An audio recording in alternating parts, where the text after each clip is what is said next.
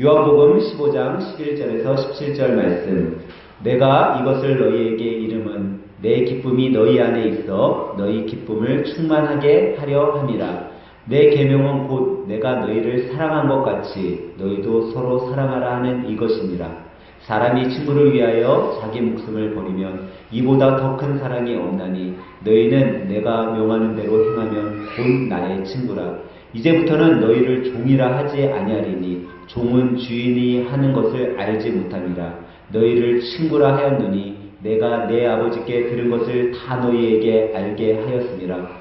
너희가 나를 택한 것이 아니요 내가 너희를 택하여 세웠나니 이는 너희로 가서 열매를 맺게 하고 또 너희 열매가 항상 있게 하여 내 이름으로 아버지께 무엇을 구하든지 다 받게 하려 함이라.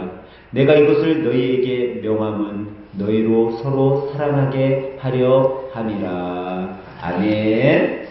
할렐루야. 오늘 옆에 앞뒤 분들과 한번 바라보면서 이렇게 인사해 보도록 하겠습니다. 저를 이렇게 불러주세요 하고 인사하도록 합니다. 저를 이렇게 불러주세요. 여러분은 지금까지 살아오면서 가족 외에 내 주위에 있는 사람들이 여러분들을 불러줄 때 어떻게 불러줬으면 좋겠습니까? 과연 내 옆에 있는 사람이 아니면 내 여자친구가 내 남자친구가 나를 어떻게 불러줬으면 좋겠어요. 사람들은 나이가 들면 들수록요, 내 주위에 있는 사람들이 자기의 이름을 좀 불러줬으면 좋겠다라고 생각을 한대요. 그래서 누군가가 나에게 이름을 불러줄 때, 예전에 어렸을 때는 그래도 이름을 그러잖아요. 철수야 놀자 막 그랬었잖아요. 우리 어렸을 때 누군가가 나의 이름을 불러줬었는데 나이가 들면서 그런 게 거의 없대요. 회사를 다니면 김대리, 군대에 있으면 이대리, 이렇게 부를 거 아니에요. 자기 이름은 쏙 빠지고 뭔가 직책, 어떤 신분 이런 용어를 많이 쓴다라고 그래요. 그래서 누군가 나의 이름을 좀 불러줄 때 기분이 좋다라고 그러더라고요. 그래서 제가 종종 설교 시간 때 부부들은 때로는 이름을 좀 불러줘라. 아내를 부를 때 아무개야 또 남편을 부를 때 아무개씨 한 번 더 해보라고 제가 종종 이야기를 해드려요. 근데 여러분, 우리가 살아갈 때 이름 말고 누군가가 나를 뭐라고 불러줄 때 기분이 좋냐라는 거예요. 이름도 물론 기분 좋죠. 요즘 우리 교회 여자 집사님들은 마마라고 불러주면 좀 좋아하시는 것 같아요. 그래서 마마 그러면은 왠지 기분이 좋아져요. 근데 왜 기분이 좋을까요? 마마라고 불렀을 때. 사실 예전에는 이 마마라는 표현을 어디에서 썼어요? 왕궁에서 왕족들, 그 가족들에게는 마마라는 표현을 썼어요.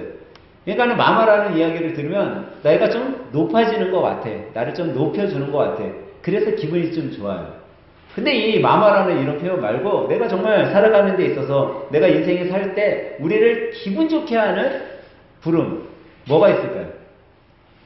아마 그 많은 부름들이 있겠죠. 근데 그 중에 우리에게 익숙한 단어가 하나 있는데 그게 뭐냐면 친구라는 표현이라는 거예요. 친구. 누군가가 나를 아무개 친구야, 친구야 이렇게 불러주면 그 친구라는 단어, 그 단어가 나를 왠지 모르게 기분 좋게 해준다라는 거예요. 그 단어를 들으면 왠지 마음에 이렇게 기쁨이 온다라는 거죠. 여러분들이 생각할 때 친구란 어떤 사람인 것 같아요? 내가 생각하는 친구. 나는 친구는 이렇게 생각한다. 아마 두 가지로 생각이 들 거예요. 하나는 뭐냐면 어려서부터 함께 지내온 사람. 이런 사람을 생각하면 걔는 내 친구인 것 같아. 나 어려서부터 남자들은 그러잖아요. 불알 친구다 그러잖아요. 어렸을 때서부터 볼 거 못 볼 거 다 바라보고 자란 친구들. 그래서 우리는 어렸을 때부터 자라온 친구들을 친구라고 해요. 한 동네에서 같이 커온. 그리고 또 어떤 친구들을 여러분들이 친구라고 이야기를 해요. 요즘에 이제 어느 정도 성장하고 나이가 들면 나에게 뭔가 도움이 되는 사람들을 친구라고 이야기한다는 거예요. 나에게 이 사람이 도움이 되면 걔는 내 친구야. 근데 나한테 도움이 안 돼. 그러면 친구로 여기지 않아요. 그러면서 뭐라고요? 쟤는 내 친구 아니야. 그냥 아는 사람이야. 라고 이야기한다는 거예요. 그래서 아는 사람은 조금 멀리 두고 싶어 하고 친구는 가까이 두고 싶어 하는 거죠. 왜? 친구는 나한테 좀 도움이 되니까. 아는 사람은 오히려 나한테 도움이 아니고 해를 끼치니까 멀리 둔다라는 거예요. 근데 그러면 여러분들이 이 친구라는 거 어려서부터 자라거나 아니면 나에게 도움이 되거나 이런 친구를 생각할 때 여러분들이 이 친구라는 단어, 이 단어에 대해 여러분 나름대로 어떤 정의가 내려질 수 있냐라는, 나는 친구란 이렇게 생각합니다라는. 세상 사람들이 친구라는 것에 정의를 내리고 아마 여러분과 저도 친구라는 거에 대한 정의를 내릴 때 이런 조건들이 좀 따라올 것 같아요. 첫 번째는 뭐냐면 친구가 되기 위해서는요, 평등한 관계에 있어야 된다는 거예요. 요즘에는 할아버지가 손녀, 손자들하고 뭐라고요? 친구래. 아버지와 자녀들이 친구라고 하는 이야기를 해요. 저는 우리 애들하고 친구같이 지내요. 저는 우리 딸, 우리 아들하고 친구같이 지내요. 근데 이 친구라는 단어를 할아버지가 손자한테 쓰고 아니면 아버지가 자녀들한테 쓸 때 쓸 수 있는 이유는 그 안에 무슨 관계를 만들어 놓은 거냐면 평등의 관계를 만들어 놓은 거예요. 나이는 내가 훨 많지만 그래, 우리 손자, 손녀들하고 내가 친구가 되기 위해서는 쟤네들과 내가 뭐 해야 된다? 좀 평등한 관계가 유지가 될 때 친구가 될 수 있다라고 생각을 하는 거죠. 그러니까 친구라는 이 관계가 되려면요, 평등한 관계가 되어지지 않으면 절대 친구가 될 수 없는 거예요. 나보다 지위가 높고 나보다 신분이 높은 사람과는 친구가 될 수 있어요, 없어요? 없다라는 거죠. 그러니까 할아버지가 손자, 손녀와 친구가 되기 위해서는 나이를 무너뜨린 거예요. 어떤 나의 신분, 내 위치를 무너뜨리고 내가 우리 손자, 손녀의 눈높이에 평등한 관계로 다가갔기 때문에 할아버지, 할머니가 친구가 되는 거예요. 내가 우리의 자녀들과 아니면 우리 학생들의 눈높이에 맞춰서 평등하게 다가갔을 때 그 학생들이 나의 친구가 될 수 있고 나 또한 그들의 친구가 될 수 있다는 거죠. 그러니까 친구가 되기 위해서 꼭 필요한 것은 평등이라는 거예요. 평등의식이 있을 때, 평등한 관계가 될 때 친구가 될 수 있다는 거예요. 또 하나, 두 번째로 친구가 되기 위해서는 뭐가 필요하냐면요, 믿음이 있어야 된다는 거예요. 믿음이 없으면 절대 친구가 될 수 없죠. 그러니까 믿음은 뭐죠? 여러분, 믿으면 뭐라고 생각하세요? 뭔가 여러분들이 감춰야 될 비밀이 있어. 그러면 그 비밀을 내가 내 친구한테 얘기했을 때 그거를 어떻게 해주는 게 친구일까요? 그 비밀을 같이 감춰줄 수 있는 친구. 그런 친구라면 내가 믿을 수 있어요. 쟤는 내 친구가 맞아. 이렇게 생각할 수 있잖아요. 근데 이 믿음이라는 것에 보면요, 우리는 하나님이 사람을 만드신 창조 섭리를 여기서 살짝 엿볼 수가 있어요. 하나님은요, 사람이 비밀을 감추며 살지 않게 만드셨어요. 그러니까 비밀이나 거짓은 어떻게 돼요? 다 드러나게 돼 있는 거예요. 탄로나게 돼 있는 거예요. 참 신기하게도 그래서 사람을 하나님께서 어떻게 만드셨냐면 비밀을 두고 살아갈 수 없게 만들었어요. 여러분, 한번 내 자신을 생각하거나 주위에 있는 사람들을 보세요. 자기 혼자 비밀스러운 일을 했어요. 절대 알리면 안 돼. 혼자 몰래 한 거야. 근데 뭐라고요? 자기 입으로 자기 친구한테 이야기를 해요. 뭐라고 얘기해? 야, 친구야, 이거 절대 뭐 하면 안 돼? 말하면 안 돼. 이거 진짜 비밀이다. 아니, 자기만 알고 감추고 있어야 될 거 아니야. 근데 자기가 스스로 자기의 비밀을 친구한테 다 얘기해요. 그러면서 뭐라고 해? 절대 얘기하면 안 된다. 이건 비밀이야. 이건 너하고 나만의 비밀. 아니, 감춰야 될 거면 자기가 얘기 안 해야 되잖아요. 근데 그걸 왜 얘기해? 그냥 하나님이 그렇게 만들어 놓으신 거예요. 비밀은요, 감출 수 없게 만들어 놓은 거예요. 다 드러날 수밖에 없어요. 근데 그 감춰야 될 비밀을 여러분이 누구에게 얘기하겠냐라는 거예요. 전혀 얘는 믿을 수 없는 존재야. 왜 믿지 못할 친구야. 그냥 믿지 못할 아는 사람이야. 그런 사람에게 여러분의 비밀을 이야기하겠어요? 아마도 여기 한 번도 그런 분은 없을 거예요. 정말 얘는 내가 이 얘기해도 지켜줄 애야.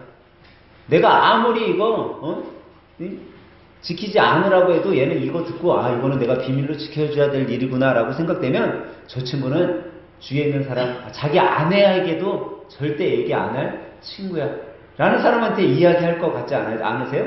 그게 믿음이라는 거죠. 내가 쟤를 믿기 때문에 이런 이야기를 할 수 있다. 친구의 관계에 있어서 꼭 따라오는 조건이 믿음이라는 거예요. 그러니까 내가 믿지 못하면 그 사람은 친구가 될 수 있을까요? 없을까요? 될 수 없는 거예요. 내가 저 사람을 전적으로 믿을 수 있으니까 나이가 많든 나이가 적든 아니면 가족이 아니라고 해도 내 친구로 다가올 수 있고 만들 수 있는 거죠. 그리고 세상 사람들이나 여러분이나 저나 친구의 조건으로 또 두는 것이 뭐가 있냐면 그것은 노력이 필요하다라는 거예요.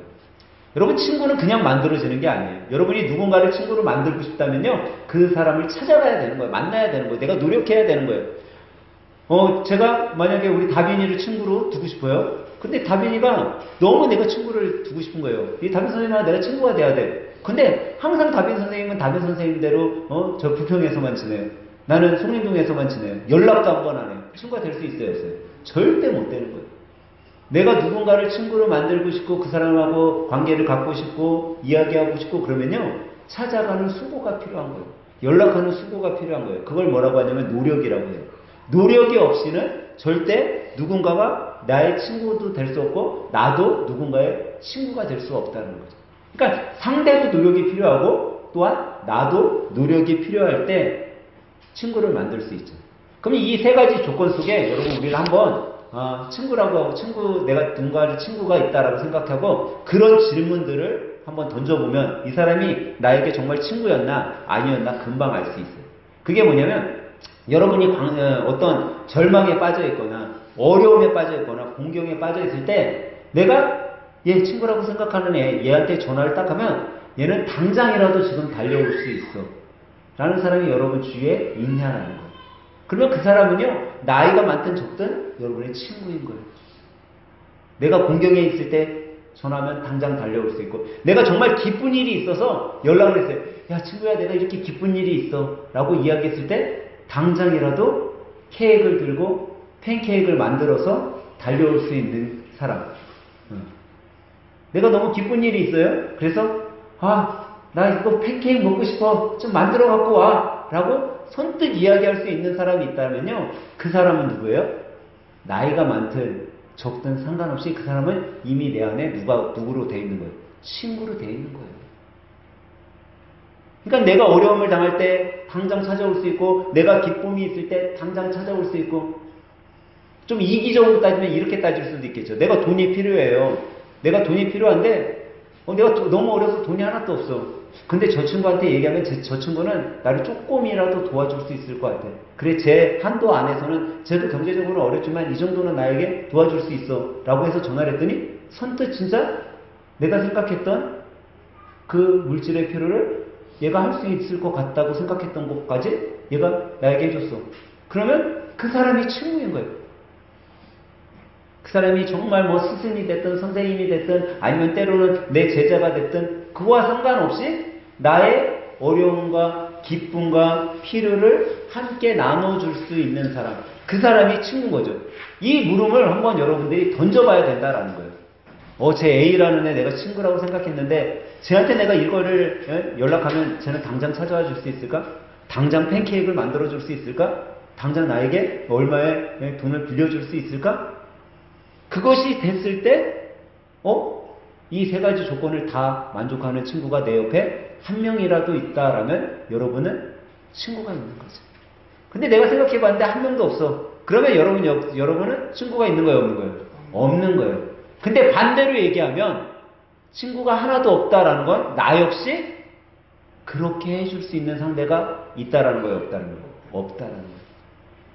나 역시 누군가가 공경에 처해 있는 친구가 나에게 연락하는 사람이 한 명도 없는 거예요.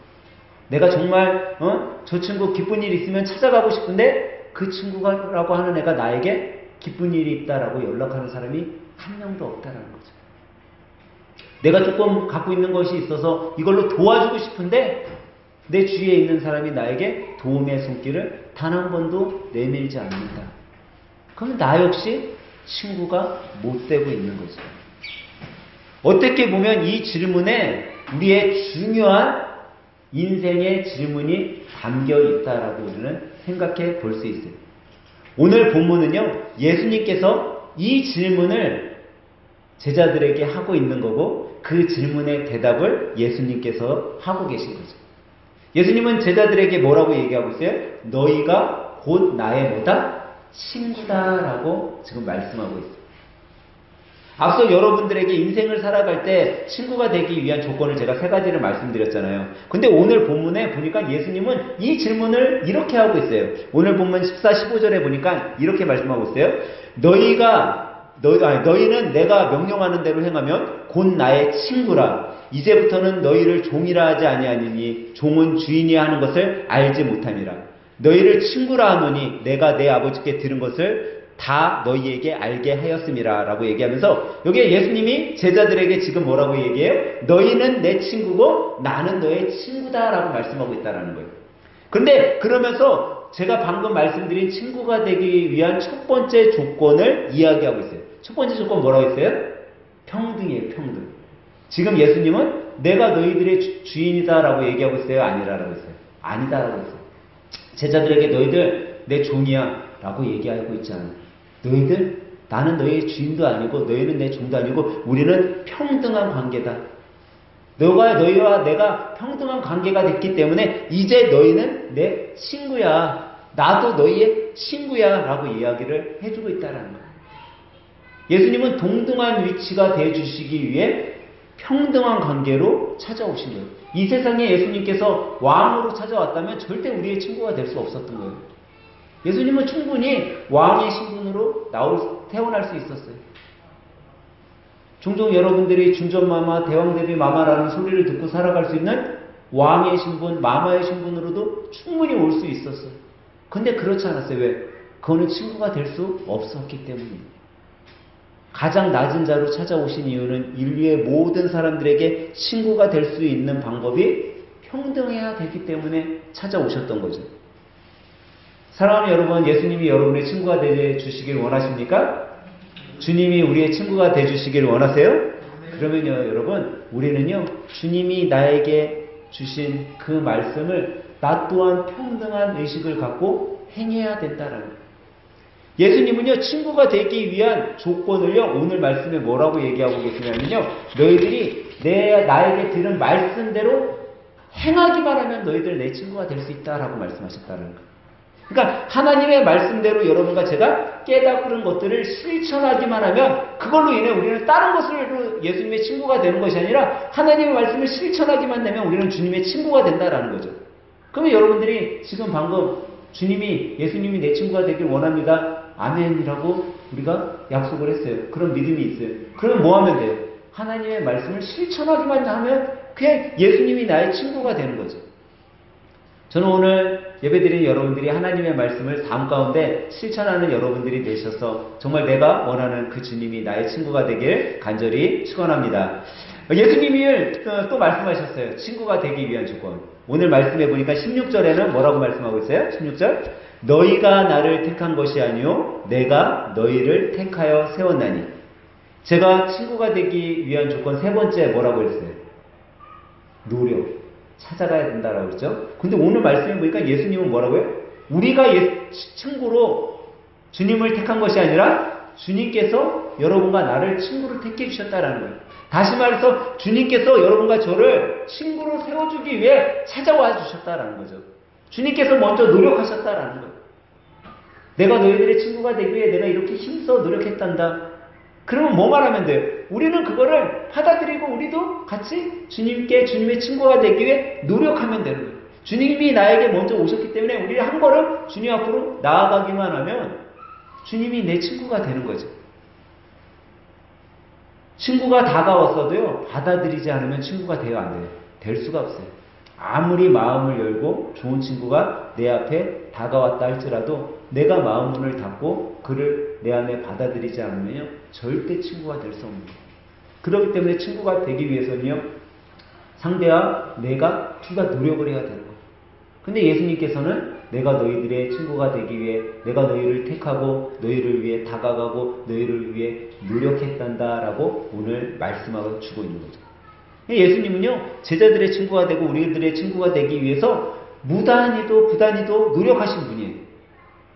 근데 그 노력에 어떤 사람은 그걸 받아들여서 예수님의 친구가 된 사람이 있는가 하면 어떤 사람은 아무리 얘기를 해도 받아들이지 못해 예수님의 친구가 되지 못한 사람도 있다는 거죠. 저는 오늘 예배드린 여러분 모두가 예수님이 여러분을 택하시고 여러분께 다가왔을 때 여러분도 마음문을 열고 예수님을 친구로 받아들일 수 있는 그런 믿음의 성도들이 되시길 주님의 이름으로 간절히 부탁드립니다. 세 번째로 우리가 친구가 되기 위해서 제가 조건이 뭐가 있다고 그랬죠? 믿음이라고 얘기했어요. 믿음. 성경에는 하나님께서 친구로 하나님이 직접 너는 내 친구다 불러주신 사람들이 있어요. 대표적인 인물이 아브라함이에요. 아브라함을 하나님께서 아브라함아 너는 내 친구다라고 불러주셨어요. 근데 신약 성경에 와서 하나님은 아브라함을 친구로 부른 것처럼 오늘 말씀해 보니까 예수님은 누구를 친구로 불렀어요? 제자들을 너희는 나의 친구다라고 불러주셨다라는 거예요. 근데 한번 다른 부분으로 한번 생각해 보겠어요. 여러분들이 친구라고 생각했던 사람들이 있어요. 근데 어느 날 이 사람이 실수로 사람을 죽인 거야. 근데 내가 저 친구는 절대 고의로 사람을 죽일 사람이 아니라는 걸 알고 있어요. 쟤는 저거 분명히 실수로 죽인 거야 라는 믿음이 있어요. 근데 세상 사람들은 저거 살인자고 사람 죽인 놈이고 저 범죄자야 라고 해서 낙인 찍히고 죄인으로 몰아가요. 근데 여러분 마음속에 저 친구는 그게 아니라는 믿음이 있어. 그리고 저 친구는 정말 저거 실수로 죽인 거야 라는 확신이 있다면 그 친구를 여러분도 범죄자로 취급할 수 있겠냐라는 거예요. 만약에 여러분이 세상 사람들이 다 그를 범죄자로 취급한다 할지라도 내가 제 친구에 대한 확신이 있고 믿음이 있다면 쟤는 저거 고의로 절대 죽일 애가 아니야 라는 믿음이 있다면 아마 그 친구가 범죄자로 낙인이 찍혔다 할지라도 여러분들은 친구로 받아들일 거예요. 그 친구가 교도소에 갇혀 있다 할지라도 일주일에 한 번, 아니야 한 달에 한 번이라도 찾아가서 그 친구를 만나주고 그래 너 힘들지? 난 너가 고의로 한 거 아니라는 거 잘 알고 있어 친구야. 힘내라. 아마 그럴 수 있을 거예요. 왜? 내 안에 믿음이 있기 때문에, 확신이 있기 때문에, 그 친구를 향한 사랑이 있기 때문에 할 수 있는 거죠. 여러분 친구 안에서는 믿음이 너무 중요한 거예요. 여러분 항상 믿음이라는 단어와 따라오는 단어가 하나 있어요. 그게 뭐예요? 사랑이라는 단어예요. 믿음이 있는 곳에는요 항상 사랑이 따라다녀요. 성경에는 그래서 친구를 이야기하면서 가장 큰 사랑을 이야기를 해요. 성경이 말하는 가장 큰 사랑은 뭐예요? 친구를 위해 내 목숨까지 줄 수 있는 사랑을 가장 큰 사랑이라고 얘기를 해요. 그러면 여러분 한번 제가 한번 여쭤보겠어요. 여러분 저한테 목숨까지 줄 수 있으세요? 다 표정을 보니까 줄 수 없네. 그러니까 제 진정한 친구가 못되고 있는 거예요. 못되고 있는 거. 근데 성경은요 목숨까지 줄 수 있는 사랑을 가장 큰 사랑이라고 했어요. 그러니까 이 가장 큰 사랑이 얼마나 어렵겠어요. 근데 이 가장 큰 사랑은 누구에게 할 수 있냐? 믿을 수 있는 사람에게 할 수 있다는 거예요. 예수님께서 이 가장 큰 사랑을 실천할 수 있었던 이유는 내가 너희를 위해 내 목숨까지 내어주면 너희들을 살릴 수 있다라는 믿음이 있었던 거예요. 여러분 부모가 왜 자식이 아프거나 자식이 병들었을 때 내 목숨도 아깝지 않게 내 목숨을 내어줄 수 있냐라는 거예요. 내 목숨을 내어줄 수 있으면 얘를 살릴 수 있다라는 그런 믿음이 있으니까 내어주는 거예요. 내 목숨이라도 바쳐서 얘를 살릴 수만 있다면 그런 확신과 그런 믿음이 있다면 내 목숨 내어놓는 거 하나도 안 아까운 거예요. 예수님이 그 믿음을 여러분과 그 믿음으로 여러분과 저에게 생명을 아낌없이 내어주신 거죠. 왜? 예수님은 진정한 우리의 친구가 되었으니까. 여러분 누군가를 믿는 거 쉬우세요? 어려우세요? 여러분 누군가를 내가 믿으려고 한다. 쉬우세요? 어려우세요? 다들 어려운 표정들이네. 그러면 여러분들이 목사인 저를 믿는 거 쉬울까요? 어려울까요? 그것도 어려운 거 같네. 우리 유미 집사님만 믿을 수 있다는 표정이고 나머지 분들은 저는 목사님이라도 별로 믿고 싶지 않습니다.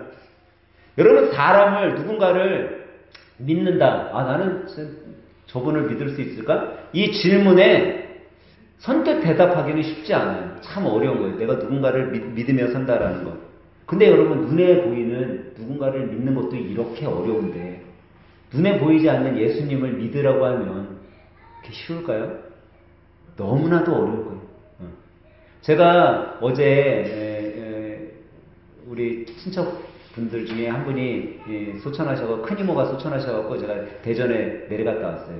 근데 우리 외가댁에는 아주 딱 두 부류예요. 세상 사람으로 얘기하면 골수 분자 기독교인, 세상적으로 얘기하면 골수분자 빈국교인 그 가정이 딱 정확하게 대립이 돼 있어요. 그러니까 이제 외가댁에 뭐 이모들 중에 목사님들도 있고 또 외가댁에 완전한 불교에 충실한 불교 신자들도 있어요. 근데 이제 예수님을 믿는 입장에서는 이분들이 예수님을 믿고 천국 가기를 바라잖아요. 그건 아마 예수님을 믿는 사람들은 다 똑같을 거예요. 근데 예수님들 믿는 사람들끼리는 그런 생각을 해요. 이런 단어를 쓰면 내가 그렇게 전도했는데 예수님 믿으라고 예수님 안 믿고 돌아가셔서 너무나 슬퍼요 라는 단어를 썼어요. 여러분들 이 단어를 썼을 때 나쁘게 생각되세요? 안 되세요? 별로 나쁘게 생각되지 않을 거예요. 왜? 우리는 크리스찬이니까, 기독교이니까. 근데 믿지 않는 사람들은요, 그런 단어를 쓰면 뭐라고 느낄 수 있는지 아세요? 그러면 저 사람 예수 안 믿어서 저 사람 지옥 갔다는 얘기야? 우리 큰 이모가 지옥 갔다는 말을 하는 거야? 이렇게 받아들일 수 있다는 거예요. 그러면 그런 자리에 가서 우리는 어떻게 예수님을 전할 수 있겠냐라는 거예요. 저는 아직 제가 지금 부족해서 그런지 몰라도 저는 그런 상에 가서는요, 예수님의 예자도 안 꺼내요. 목사인데도. 오히려 그냥 그분들의 손을 잡아주고 위로해주고 유족들을 위로하고 그래요. 그리고 저는 거기서 항상 저 스스로도 그렇고 예수님 믿는 이모들에게도 그래요. 이모들 예수님 얘기 안 하셔도 돼요. 그냥 삶으로 전도하세요. 저 사람들이 내 삶을 보고 내 모습을 보고 내가 예수님 얘기 안 해도 쟤는 예수쟁인데 예수 믿는 앤데 어떻게 저렇게 행동을 하지? 라고 생각할 수 있는 그 삶으로 그냥 전하면 돼요. 여러분 불교 신자 앞에서 예수 안 믿어서 지옥 갔다라고 하면 그거 듣고 뭐라고 했어요? 싸우려고 할 수밖에 없는 거예요. 그냥 우리는 거기 가서 내가 그리스도인으로서 사랑으로 묵묵히 그 자리를 지켜주고 손을 잡아주고 위로해주면요, 우리가 말 안 해도 쟤는 정말 예수님 믿는 사람 같구나. 예수님 믿는 사람이라면 절해야지. 절에 다니는 사람들이 그렇게 생각한다니까요. 오히려 예수 천당 불신지옥이라고 얘기하는 순간 싸우려고 달려들 거예요. 그게 어떻게 보면 지혜로운 일일지도 모르죠. 근데 왜 이 예수님을 믿지 않고 간 불쌍한 사람들, 이 사람들 왜 예수님을 못 믿을까요? 눈에 보이지 않기 때문이에요. 여러분 대부분 우상을 숭배하는 사람들 있잖아요. 그 사람들 뭐 보고 믿는지 아세요? 눈에 보이는 것들을 보고 믿는 거예요. 여러분 불교에 다니는 사람들이요, 여러분 불교에 다니는 사람들이 뭐 믿어요? 네? 눈에 보이는 부처상을 믿는 거예요. 부처상. 그러니까는 절에 가면은 부처상을 만들어 놓고 그걸 믿는 거예요. 여러분 교회 갔을 때 교회에 가면은 예수님 상, 예수님 사진 크게 그려놓고 거기에 대해서 예수님 상에 대해서 경례타고 그러는 교회 있어요? 그건 다 이단인 거예요. 만약 그렇게 해놨으면. 네? 그 상을 만들어 놓고 하지 않아요. 왜? 예수님의 정확한 사진, 얼굴, 예수님의 모습을요, 우리는 알지 못해. 그 시대에 태어났지도 않고. 근데 그거를 사람이 만들어 놓고, 우상으로 만들어 놓고, 부처상에다가, 송아지상에다가, 그 다 이단인 거예요. 왜? 눈에 보여야지만 사람들은 믿기 때문에. 근데 우리는 눈에 보이지는 않는 그 예수님을 믿어야 하니, 얼마나 어렵겠어요. 지금 이 앞에 서 있는 목사인 저도 여러분 저를 믿으십니까? 했을 때 표정이 다 바뀌시는데 눈에 안 보이는 예수님을 믿으라고 한다고 하니 얼마나 그 믿는 것이 어렵겠어요. 근데 이 믿음이요, 친구를 만들 수 있다라는 거예요. 내가 정말 내 옆에 있는 이 사람을 믿는다라고 생각하면 그 사람은 내 친구인 거예요. 내가 이 사람을 정말 믿는다고 하면 이 사람에게는 내가 아낌없이 줄 수 있는 거예요.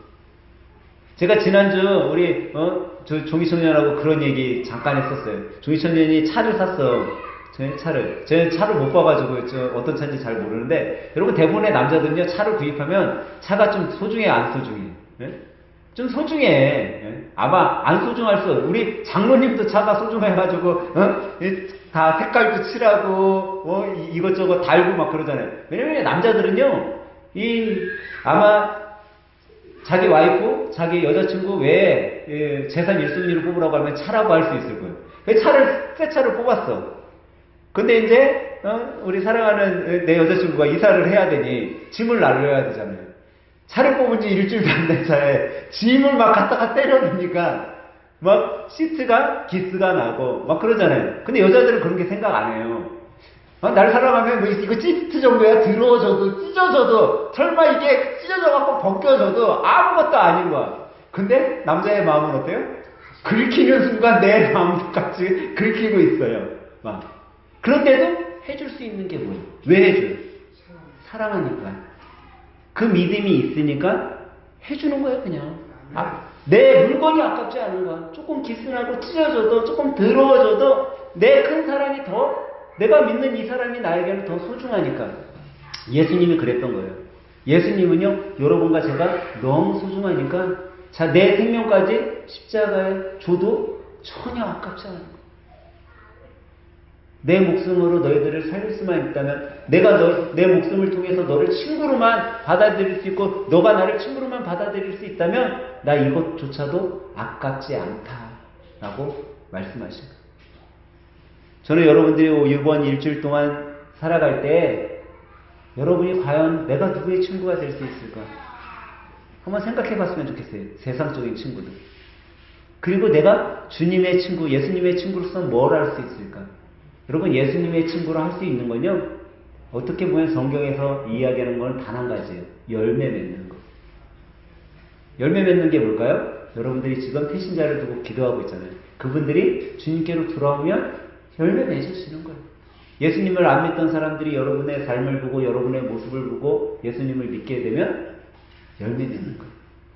우리의 자녀들이 믿음도 없었고 정말 엄마가 교회 가자 강요하고 그래서 따라 나왔었던 우리의 자녀들이 엄마의 모습을 보고 아빠의 모습을 보고 우리 엄마 아빠를 보면 정말 예수님이 있는 것 같은데 나도 그 예수님을 만나고 싶은데 그 믿음이 생기기 시작하면 열매 맺는 거예요.